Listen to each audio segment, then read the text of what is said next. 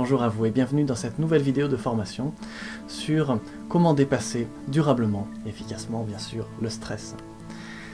Dans cette vidéo courte, je vais vous montrer comment nous pouvons cultiver quelque chose finalement assez simple et qui va permettre de vraiment nous sécuriser suffisamment pour nous débarrasser d'une grande partie de stress.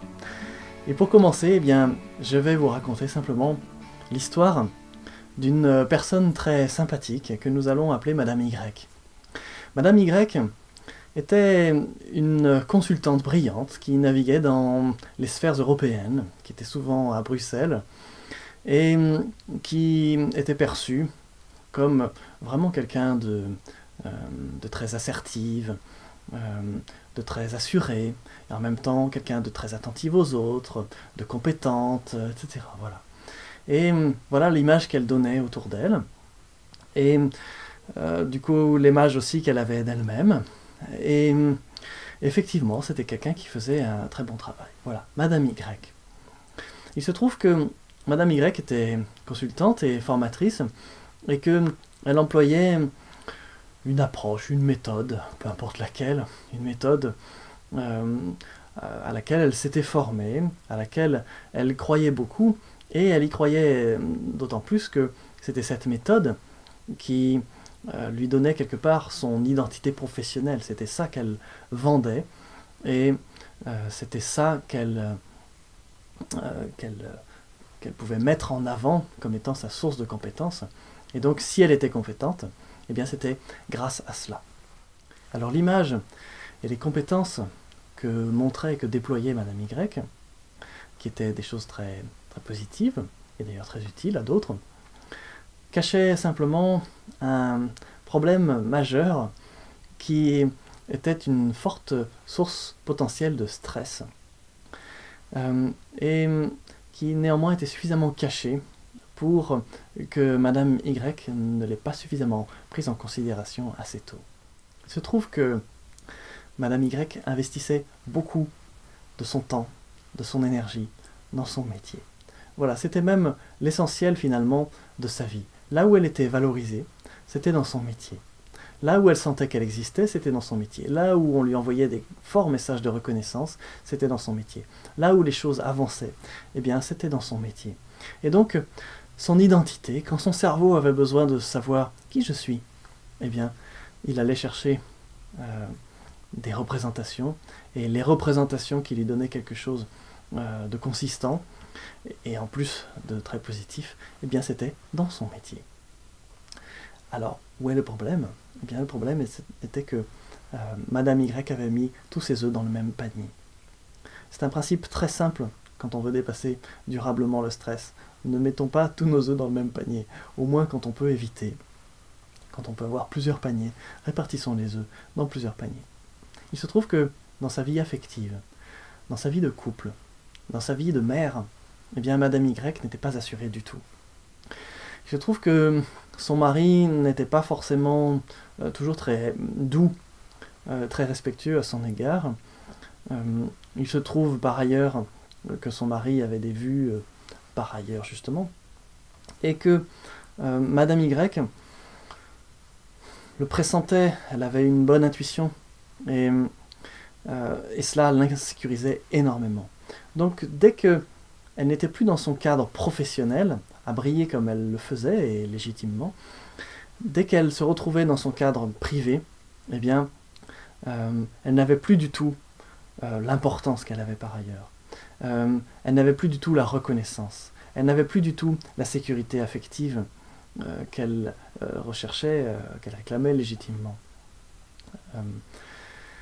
Elle n'avait plus son aura, elle n'avait plus toutes les cartes en main, et même en tant que mère, ça lui posait aussi d'autres difficultés. Donc, autant elle pouvait très bien se définir d'une manière positive, porteuse et riche, de façon professionnelle, autant dans les autres contextes, et notamment cet autre contexte principal, majeur, qui était sa vie familiale, affective, sa vie de couple, pour commencer, c'était plutôt quelque part la misère affective. Et là, c'était un domaine sur lequel Madame Y était très insécurisée. Alors comment elle le masquait? Eh bien, en travaillant beaucoup, en travaillant plus, en voyageant. Et cela faisait que quand elle préparait quelque chose, mais qu'elle était chez elle, auprès de ses proches, ça pouvait se valoriser. Quand elle rentrait avec ses valises après une action qui s'était bien déroulée parce qu'elle était compétente dans son domaine, eh bien ça aussi c'était valorisé, même son mari appréciait, même ses enfants admiraient. Et dès que ce soufflet professionnel était retombé, elle se retrouvait à nouveau dans son quotidien personnel et familial, face à sa misère affective, à sa solitude, à son manque de reconnaissance, à son impression de ne pas vraiment exister convenablement. Et du coup, elle investissait encore plus d'énergie dans son métier. Et du coup, elle en investissait encore moins de temps et d'énergie dans sa vie de couple et de famille. Voilà. Et donc c'était une boucle, une sorte de cercle vicieux qui s'entretenait tout seul et qui faisait que le domaine professionnel dans lequel elle brillait vraiment, concrètement, était aussi une fuite en avant. Et plus elle fuyait en avant, et moins étaient gérables les choses de son quotidien personnel. Et elle investissait même tellement de temps dans sa vie professionnelle qu'elle n'avait plus de temps pour faire d'autres choses, du sport, des activités artistiques qui pourtant l'intéressaient. Elle peignait bien, elle aimait bien cela. Elle voulait aussi faire plus de développement personnel. Elle voulait voyager. Elle voulait avoir des activités associatives, etc. Mais elle n'avait plus le temps de cela. Et donc, si son cerveau voulait savoir comment se définir, moi, Madame Y, comment je peux me définir? Eh bien, les seules choses consistantes, positives, rassurantes, porteuses, c'était des choses professionnelles. Et il n'y avait rien d'autre. Et donc, Madame Y avait mis tous ses œufs dans le même panier. Et donc, on sait bien que quand on met tous ses œufs dans le même panier, eh bien, c'est fragile. C'est comme un entrepreneur qui n'a qu'un seul client. C'est particulièrement fragile. Même si ce client lui rapporte des millions d'euros chaque mois ou chaque année, eh bien, ça ne suffira pas à faire sa sécurité. Voilà, parce qu'il suffit que ce client ne fonctionne pas correctement ou que ce client change de fournisseur et patatras. Donc, en termes de sécurité, eh bien, ce n'était pas le top du tout pour Madame Y. Et d'ailleurs, un jour, Madame Y, par une personne avec qui elle travaillait, elle était en formation, elle se formait elle-même à quelque chose, et un de ses collègues était en train de lui transmettre une vision des choses plus large que celle que Madame Y utilisait. Et sans le savoir, cette autre personne, qui formait Madame Y, a montré d'une manière très factuelle, très concrète, très mesurable, les limites de l'approche de Madame Y. Waouh! Imaginez bien la chaîne des événements. Madame Y a une façon positive, solide de se définir, c'est sa façon professionnelle. Sa façon professionnelle est assise, dépendante, dépendante de une approche, qui est l'approche de prédilection de Madame Y. Et là, il y a une personne qui forme Madame Y et qui, sans le savoir, est en train de remettre en question la chose à laquelle Madame Y se raccroche pour avoir une existence professionnelle. L'existence professionnelle étant la chose à laquelle Madame Y se raccroche pour exister, tout simplement. Et donc, d'un seul coup, Madame Y a explosé parce que toute cette misère affective contre laquelle elle luttait en s'investissant beaucoup professionnellement, eh bien, toute cette misère est apparue parce que quelqu'un se permette de remettre en question la seule chose à laquelle elle pouvait s'accrocher, ce n'était pas que cette chose n'était pas bien, ce n'était pas que la personne qui formait Madame Y n'avait pas de bonnes intentions. C'est simplement que c'était la seule chose. Le problème, c'était pas cette approche-là, qui avait certes ses limites, mais toutes les approches ont des limites. C'était que c'était la seule chose à laquelle Madame Y se raccrochait pour pouvoir avoir une existence affective, avoir l'impression d'avoir de la valeur. Et de couper la ficelle, de montrer que cette chose avait des limites, de montrer qu'on pouvait aller bien au-delà, de montrer qu'il y avait aussi des défauts dans cette chose-là, eh bien, ça remettait d'un seul coup tout en question pour Madame Y, indirectement. Et ça, bien sûr, la personne qui formait Madame Y ne pouvait pas le deviner. Mais Madame Y l'a ressenti tout de suite. Son cerveau, d'un seul coup, on était en train de le priver de sa bouée de sauvetage, de la corde qui la reliait à quelque chose qui faisait qu'elle était importante. Voilà. Et du coup, affectivement, à partir de ce moment-là, Madame Y a eu plein de réactions affectives et d'énormes bouffées de stress vis-à-vis de la personne qui l'avait formée. La personne qui l'avait formée n'y était pas pour grand-chose, dans le fait que Madame Y n'est qu'une seule ficelle à laquelle se raccrocher pour exister. Mais la menace venait de cette remise en question de la méthodologie à laquelle Madame Y était si attachée. Et du coup, eh bien, pour se débarrasser de cette menace, affectivement, vu que c'était les émotions qui décidaient un très fort stress, on l'a vu, un très fort stress est un bon indicateur, si on veut, mais le stress est très très mauvais conseiller. Et donc, cette peur, cette panique de Madame Y était une très très mauvaise conseillère, et cette conseillère a conseillé de déverser ce stress, de déverser son agressivité, parce que quand les personnes sont en colère ou agressives, en général, c'est qu'elles veulent défendre quelque chose. C'est l'un des derniers remparts pour protéger des valeurs. Donc quand une personne est agressive ou le devient, c'est que c'est un indicateur de stress, et c'est un indicateur qu'elle est un petit peu acculée par rapport à la réponse à ses besoins, ses priorités, ses motivations. Et Madame Y a déversé son agressivité sur cette personne qui la formait. Et c'était injuste, oui, mais c'était tout ce dont Madame Y se sentait capable à ce moment-là. Et dans les heures et les jours et les mois qui ont suivi, la vie de Madame Y a été tout sauf un long fleuve tranquille, sa vie affective, sa vie émotionnelle. Parfois elle était tellement fatiguée qu'elle se détendait, ou elle se raccrochait à nouveau à quelque chose de professionnel. Parfois elle se souvenait que cette chose était fragile, beaucoup plus fragile que ce qu'elle avait cru jusque-là. Et vu que son quotidien familial, et notamment sa vie de couple, ne lui fournissait pas d'alternative, qu'elle n'avait pas de place sociale autre dans les associations, du sport, ou une valorisation par ses qualités artistiques ou autres, elle n'avait pas d'autre manière de se valoriser, elle n'avait pas d'autres cordes auxquelles s'attacher, elle n'avait pas d'autres paniers dans lesquels répartir ses œufs. Et donc c'était un peu panique à bord, affectivement, pour Madame Y. Et donc, on peut très bien voir quelqu'un de brillant, jouissant d'un fort statut, d'une position enviable, de compétences faciles à reconnaître comme étant vraiment de qualité, etc.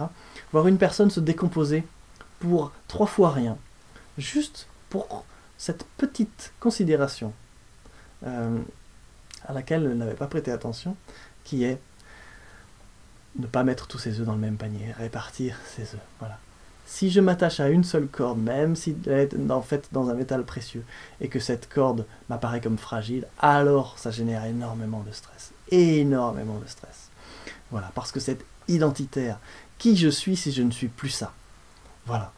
Et comme il n'y a pas de réponse, la personne n'a pas encore répondu à cette question, qui je suis si je ne suis plus ça, eh bien ça génère énormément de stress, parce que prenez quelqu'un et retirez-lui les représentations de qui elle est, c'est-à-dire de ce qu'elle fait là, de ce qu'elle peut faire, du rôle qu'elle va avoir, c'est-à-dire de la façon dont elle peut formuler ses phrases, la façon dont elle peut s'adresser aux gens, ce qu'elle a le droit de faire, ce qu'elle n'a pas le droit de faire, ce dont elle est capable qui va lui rendre service, des projets, et de la place que les autres vont lui faire. Retirer ça à une personne, retirer ce côté identitaire d'une personne, eh bien, quel que soit le tissu dans lequel la cravate de cette personne ou son tailleur est fait, quel que soit son sourire habituellement, eh bien tout cela va disparaître le temps d'un claquement de doigts, et la personne aura énormément de difficultés à le remonter. Et là, autant vous dire que c'est une source de stress phénoménale. J'ai pris cet exemple-là parce que il est très parlant, parce qu'il est un peu extrême quelque part. Je dis extrême parce que Madame Y, dans les semaines et les mois qui ont suivi, eh bien, a été en position très délicate par rapport à qu'est-ce que je fous là et à quoi ça sert. Elle se posait ce genre de questions. À quoi ça sert que je continue d'être là, d'exister? Je vous en parle parce que c'était vraiment très très fort pour elle, juste pour cette question, de ne pas avoir réparti ses œufs dans différents paniers.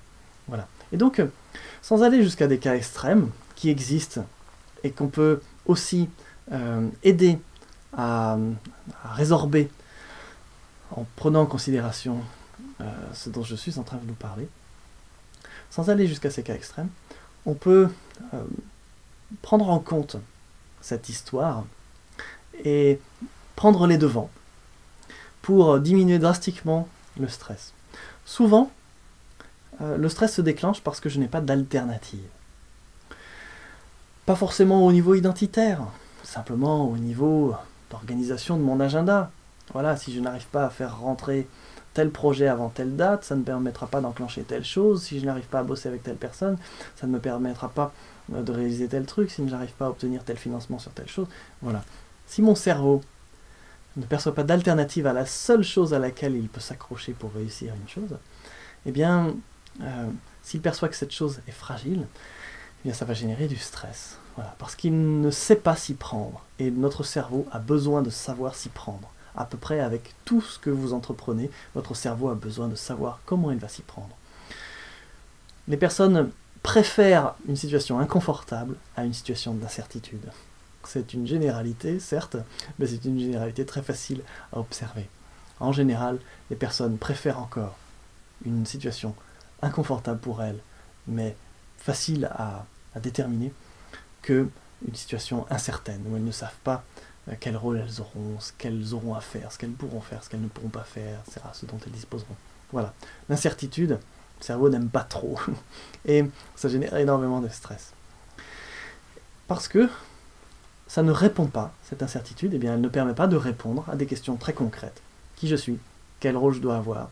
Est-ce que j'existe pour quelqu'un? Est-ce que je suis en sécurité? Et est-ce que je vais pouvoir atteindre tel but, etc. Voilà. On a besoin de repères. Le cerveau passe beaucoup de temps à construire des repères, à aller en chercher, à construire ce qui lui manque, etc.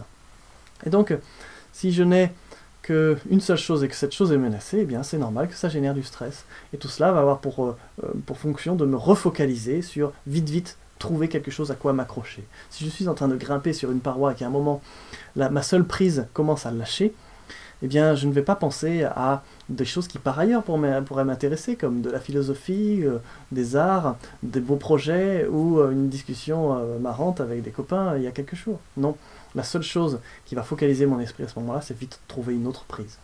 Voilà. Eh bien, cela nous éclaire sur une excellente manière de diminuer le stress, c'est d'avoir toujours plusieurs prises. Voilà. Et donc, ce que je vous invite à faire, c'est à faire le tour, brosser un petit peu le tableau, scanner si vous voulez, les façons de vous définir. Par exemple, je suis un entrepreneur. Super. Le problème n'est pas dans une position. Le problème est dans le fait de n'avoir qu'une seule position, une seule façon de se définir. Si je suis entrepreneur, c'est une chose, mais si à un moment il arrivait que je ne puisse plus l'être, alors qui je serais? Si je n'ai pas d'alternative pour continuer à répondre, eh bien, c'est générateur d'énormes stress. Si j'ai des alternatives, je suis aussi père de famille. Ok, je suis aussi président d'une association truc. Je suis aussi sportif, membre d'une association encore. Je suis aussi l'ami de blablabla. Je suis aussi membre du conseil d'administration de... je suis aussi une personne qui a tel rôle à tel endroit, etc. Et je suis aussi, voilà. Et si vous arrivez à vous définir de plusieurs manières, eh bien c'est super. Et ce que je vous invite à faire, c'est à chaque fois que vous trouvez une autre manière de vous définir, pas que dans les contextes professionnels, mais plusieurs manières professionnelles, et plusieurs manières personnelles, et plusieurs manières sociales, et plusieurs manières, voilà. D'avoir plusieurs manières de vous définir dans chaque champ de votre vie, et d'avoir évidemment plusieurs champs, pas que un champ professionnel, pas que un champ personnel.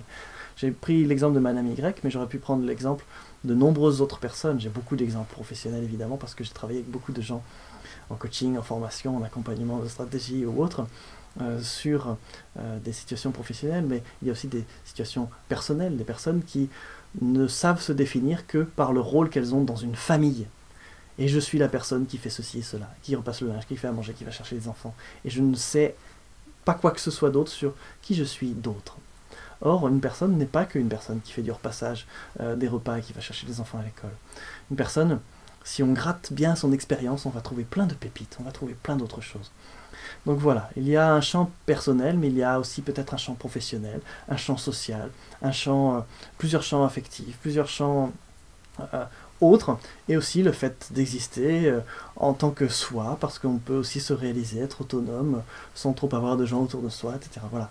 Je vous invite donc à brosser le tableau, à vous définir plusieurs champs. Par exemple, vous pouvez prendre une feuille de papier et marquer « moi » au milieu, et puis définir plusieurs champs. Un champ professionnel. Hop, et là vous mettez « je suis », et vous mettez un rôle professionnel que vous avez. Et cherchez d'autres rôles que vous avez professionnels. Par exemple, une personne dit « je suis consultant », ou dit « je suis responsable de projet », ou dit « je suis stagiaire », ou dit « ok, c'est une chose, mais ça ne veut pas dire que ce soit le seul rôle. Je suis aussi la personne qui met la bonne ambiance dans la réunion.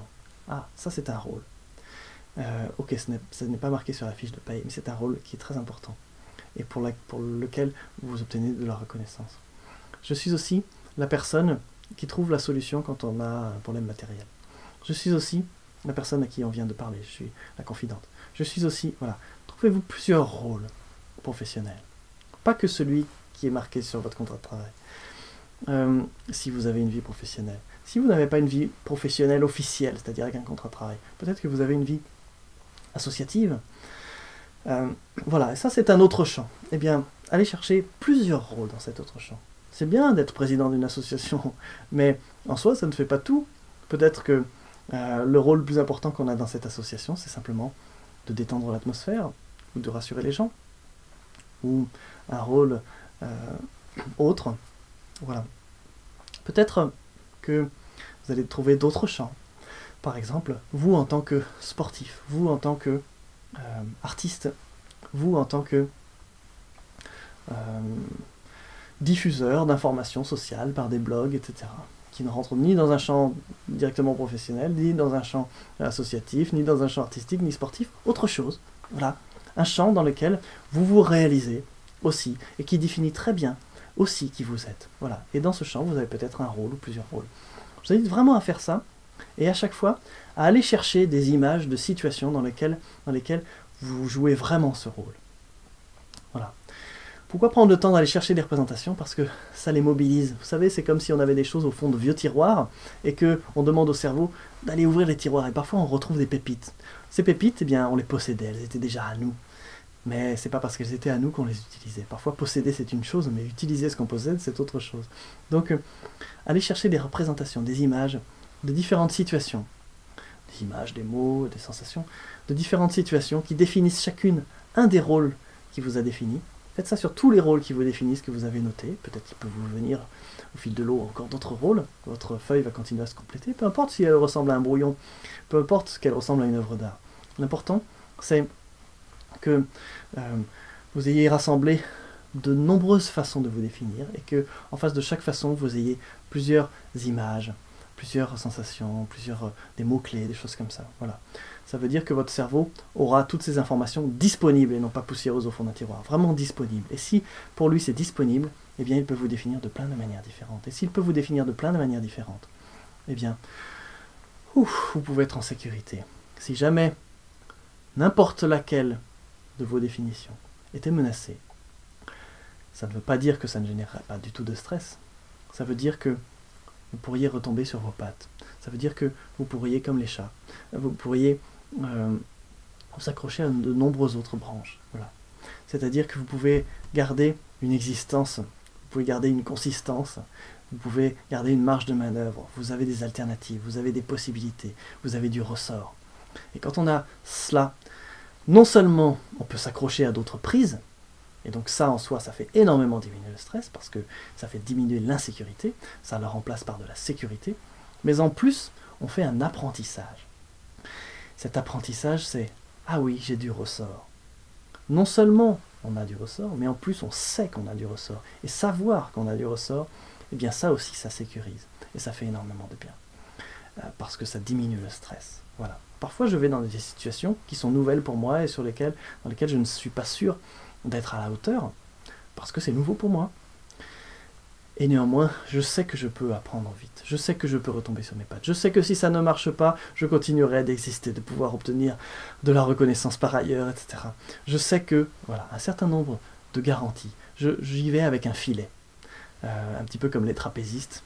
Hop, s'ils sautent et qu'ils ratent le trapèze, c'est pas grave, ils vont tomber dans un filet. Un petit peu comme si je grimpe en escalade et que je suis assuré. Je sais qu'une corde me retiendra. Voilà, que j'aurais fait une chute de 1 mètre. Juste le temps de m'apercevoir que j'ai fait une erreur de prise. Point final. Et après, je pourrais recommencer mon ascension. Voilà. Eh bien, c'est la même chose avec la définition de soi-même. Voilà. Et je vous invite vraiment à faire cet exercice. Vous pouvez aussi le faire avec des choses qui ne sont pas identitaires, qui sont plusieurs façons de faire quelque chose. Là, ce n'est plus votre identité, votre place qui est en jeu, qui donc est source, selon vos réponses, soit de stress, soit au contraire de sécurité. Je vous invite donc à faire cet exercice. Vous allez voir comme plus il y a de sécurité, moins il y a de stress. Au fil de l'exercice, puis du temps qui va passer, vous allez voir à quel point la gestion du stress, finalement, ça se fait beaucoup plus facilement que ce qu'on pense quand on fait ce genre d'exercice. Je vous invite aussi à le faire sur des choses à faire. Voilà. Si j'ai une seule façon de faire quelque chose d'important pour moi, un projet, un dossier, animer une formation, répondre à un client, aller négocier telle chose avec telle personne, m'adresser à mon patron, etc. Eh bien, voilà, j'ai la chance de ne pas avoir de patron, mais j'en ai aussi eu, je sais ce que c'est. Et le patron, parfois, il est dans une position pareille. Je n'ai qu'une seule façon de m'adresser aux gens qui travaillent avec moi. Je ne sais pas m'adresser différemment. Voilà. Et bien, quand on ne sait pas faire différemment d'une seule manière, même si cette manière est confortable, eh bien, c'est potentiellement une source de stress. Voilà. Et évidemment, quand cette façon elle-même n'est pas très efficace, alors là, ce n'est plus potentiellement une source de stress, c'est une source de stress avérée. Voilà. Mais dans tous les cas, c'est une source de stress. Et donc, trouver plusieurs manières de répondre à cette question. Comment je peux faire pour? Comment je peux faire pour? J'insiste bien. Comment je peux faire pour? Si je sais répondre de plusieurs manières à ça. Comment je peux atteindre cet objectif? Comment je peux atteindre cet objectif? Et j'insiste, comment je peux atteindre cet objectif? Si vous avez, pour des questions comme comment je peux faire pour et comment je peux atteindre cet objectif, si vous avez plusieurs réponses possibles, alors vous avez de la sécurité dans vos actions. Et vous allez voir, le stress peut diminuer énormément. Non seulement vous gagnez une marge de manœuvre, donc une efficacité. C'est la raison pour laquelle d'ailleurs les organismes vivants ont une certaine redondance dans leur organisation, c'est-à-dire qu'ils ont plusieurs façons de répondre à la même fonction, souvent. C'est ce qui fait que si jamais il y a une blessure, eh bien c'est pas grave, ils se débrouillent autrement. Si jamais il y a une lésion, eh bien on observe que parfois les personnes arrivent à faire autrement. Et si jamais ils n'arrivent pas, n'ont pas l'hydratation nécessaire pour ceci, eh bien c'est pas grave, ils vont trouver du ressort ailleurs. Si jamais il y a un coup de fatigue, parce que je n'ai pas assez dormi, ce n'est pas grave, j'ai quand même trouvé de l'énergie par ailleurs, le temps de finir ce que j'ai à faire. Voilà, ça c'est une certaine redondance, c'est-à-dire plusieurs manières d'aller obtenir un même résultat. Ce qui fait que je ne suis plus piégé, ce n'est plus la fin qui justifie les moyens, non. Il y a une fin, et puis il y a plusieurs moyens possibles, ce qui me donne une grande marge d'efficacité, parce qu'une grande marge de manœuvre, et aussi une grande marge de sécurité, parce que je vais pouvoir sécuriser mon projet, et donc tout ce que j'attache d'important, moi, à ce projet, je vais le sécuriser aussi. Et donc, mon stress va diminuer, et laisser de la place à de la disponibilité d'esprit, de la créativité, un sens de l'innovation, de la disponibilité pour les autres, de la souplesse, et un certain nombre de choses qui, elles, vont encore améliorer cette efficacité, et donc encore faire diminuer le stress et remplacer par de la disponibilité, du confort, etc. Et donc là, à nouveau c'est une boucle, mais c'est à l'inverse de tout à l'heure, c'est un cercle vertueux, celui-là. Voilà. Et donc, à nouveau, je vous invite à faire ce schéma, à marquer au milieu un projet, et puis à distribuer autour plusieurs manières de l'atteindre, et sur chaque manière, laisser venir des représentations de façon de faire, ou des personnes qui peuvent être des ressources, ou des moyens qui peuvent être des ressources. Voilà. Si j'ai un seul moyen, je suis un peu coincé.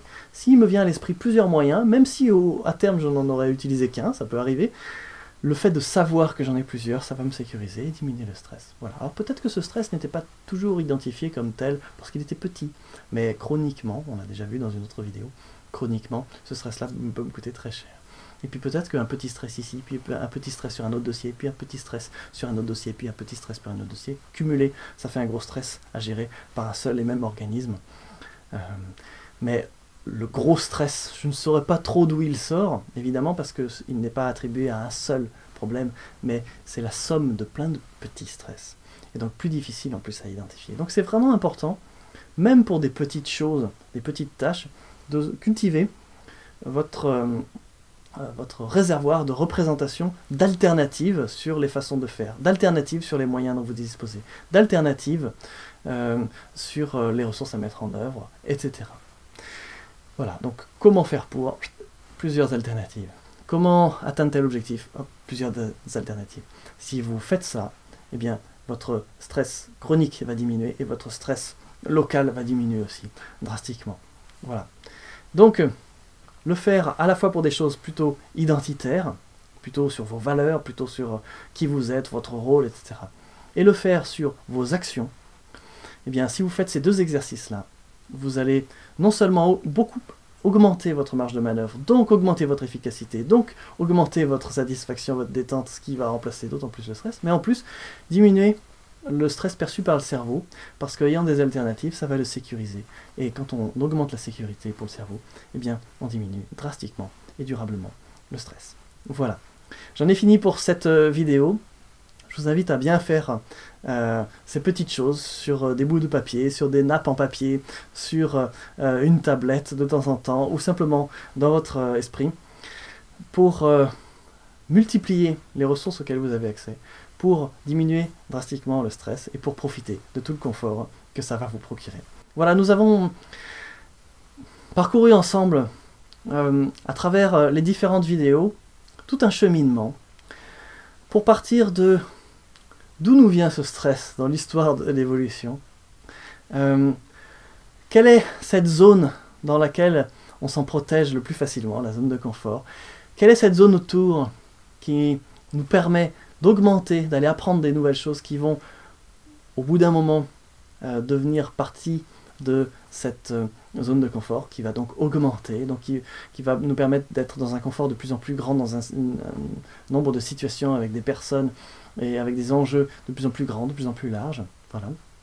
Et puis, quelles sont ces sources de motivation qui génèrent cet état interne? Et quelles sont les façons dont on peut répondre à ces sources de motivation pour faire en sorte que notre organisme, qui produit cet état interne qui est le stress, n'ait plus besoin de produire cet état interne de stress parce que c'est complètement inutile et qu'il puisse produire d'autres choses à la place, des choses plus confortables, de la disponibilité d'esprit, du plaisir, de la motivation, etc. Voilà. Nourrir ces sources de motivation. Et enfin, comment multiplier les façons de définir qui vous êtes, les rôles que vous avez, ce qui correspond à répondre à ces motivations de niveau 2 dont on a parlé dans une autre vidéo, qui sont se définir soi-même, avoir une valeur, avoir des perceptions de cette valeur, pouvoir la partager plus facilement, cette valeur, en la montrant simplement à travers notre façon d'être, etc. Voilà. Donc, multipliez vos façons d'être, vos rôles, et les représentations que vous avez de qui vous êtes. Ça va répondre à nouveau à vos sources de motivation premières, très très fortes, et multipliez vos représentations, vos images, vos pistes de façon de faire les choses importantes que vous avez à faire, même les choses qui vous paraissent un peu moins importantes, mais qui vous occupent quand même l'esprit. Multipliez les moyens, les pistes, même si vous n'employez qu'un moyen qu'une piste, mais multipliez les moyens, les pistes possibles dans votre esprit. Et bien voilà, tout cela, si vous faites tout cela, vous prenez en considération votre zone de confort, vous l'agrandissez en vous autorisant à faire des allers-retours entre votre zone de confort et votre zone de tolérance. Puis que vous identifiez les façons de répondre efficacement à vos motivations, à la fois physiques, à la fois relationnelles, affectives, à toute place, et à la fois au-delà, eh bien, vous allez énormément gagner en sécurité, en confort, et énormément diminuer le stress. Et si vous multipliez vos façons d'être possibles, pas forcément celles que vous mettez tout le temps en œuvre, mais possibles, et vos façons d'agir possibles, pour atteindre vos objectifs, etc., eh bien, vous allez voir que vous aurez très peu de situations dans lesquelles le stress se déclenche, et quand il se déclenchera de manière beaucoup plus légère, et donc d'une manière beaucoup plus utile, plus porteuse, une manière qui vous aidera encore à vous concentrer. Quand le stress est trop fort, on ne peut plus se concentrer correctement, on ne peut plus agir correctement, on a besoin de le diminuer en dessous d'un certain seuil, et en dessous de ce certain seuil, il redevient positif, il redevient utile, on appelle plus ça un stress, on appelle ça une tension constructive, par exemple, vous trouvez le vocabulaire qui vous convient le mieux si vous avez mieux,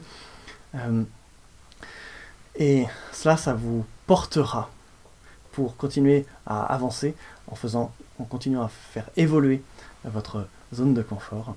Et donc, bien écoutez, j'aurai plaisir aussi à recevoir de vos nouvelles par rapport à ce que vous en faites, par rapport au confort que vous cultivez durablement, parce que quand on diminue durablement le stress, eh bien, on augmente durablement le confort. Et quand on augmente durablement le confort, eh bien, les résultats de ce qu'on entreprend, de ce qu'on vit, de ce dont on profite, augmentent aussi, deviennent d'autant plus gratifiants. Donc voilà, vous avez le droit de partager ces bonnes nouvelles, si vous le souhaitez, à travers un petit mail, à travers un commentaire.